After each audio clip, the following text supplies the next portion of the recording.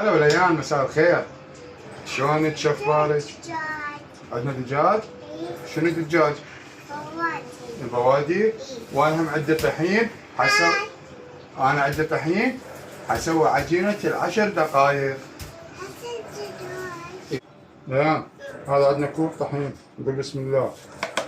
نفس الكوب مال الطحين، اي نفس الكوب مال الطحين ندير كوب مي. ليان، نص خاشوقة خمرة. ليه؟ نسويها مالحة الخبز عم تكتينه. العجينة مالتنا هسه كملنا عجن العجينة مالتنا، نحولها لغير نجانة، مو؟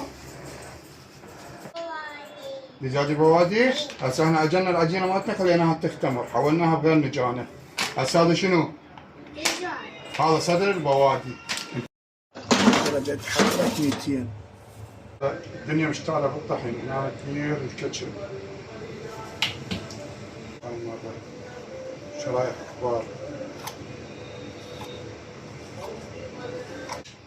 نقول بسم الله ونخلي حشو مالتنا.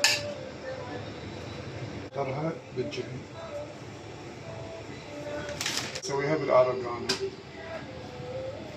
يعني المصور مالتي أخذها بالأرجانة بالتي. ولفها بهاي الطريقة.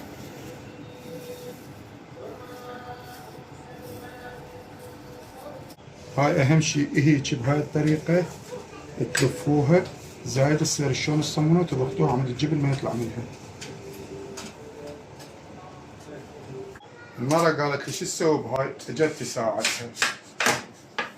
بسم الله ننزلها بالصينية مالتها. صلى على محمد وكملنا الشغل مالتنا فوقين. هاي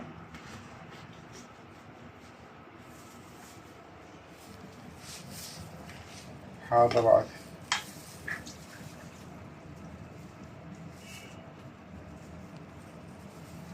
هذا ليان شلون حطوقين.